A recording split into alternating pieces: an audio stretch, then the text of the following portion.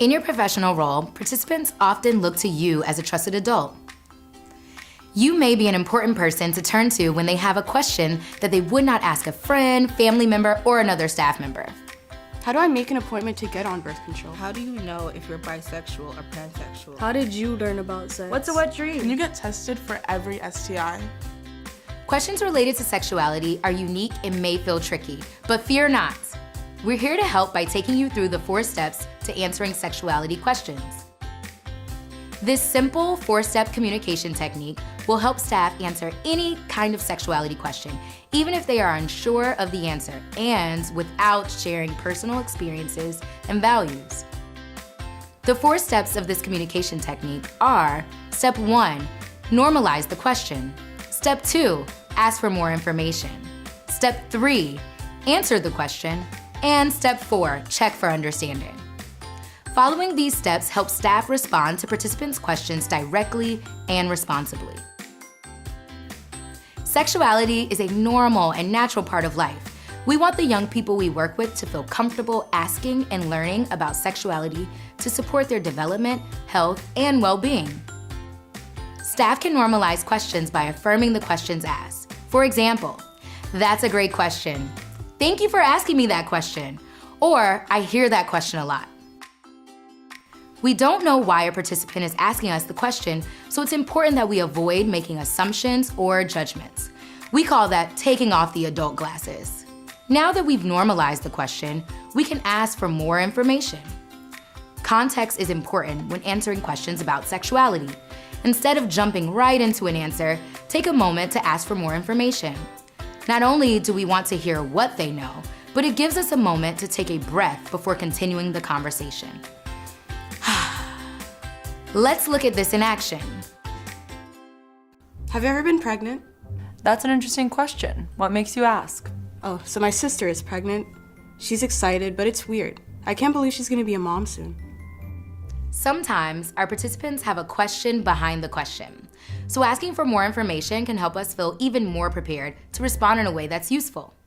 Remember the music of your message. Tone of voice and body language are key to asking for more information in a caring way. This helps participants feel more comfortable and open. After normalizing and asking for information, it's time to answer the question.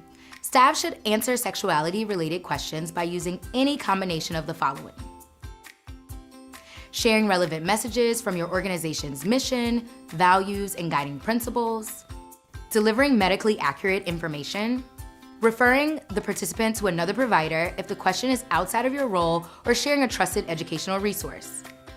Remember, staff shouldn't share their personal stories or values when responding to sexuality-related questions from participants. We want to make sure that they're the ones centered in these conversations, not us. Let's look at one more example. How will I know if I'm ready to start having sex? That's a really good question. The decision whether or not to start having sex is a personal one, so I can't answer that for you, since it's something you'll have to decide for yourself. How do you think someone knows whether or not they're ready to have sex? I'm not sure. I think people just know when the time comes. Well, the decision to have sex for the first time is a big deal. It means checking in with yourself and a partner about whether everyone feels ready.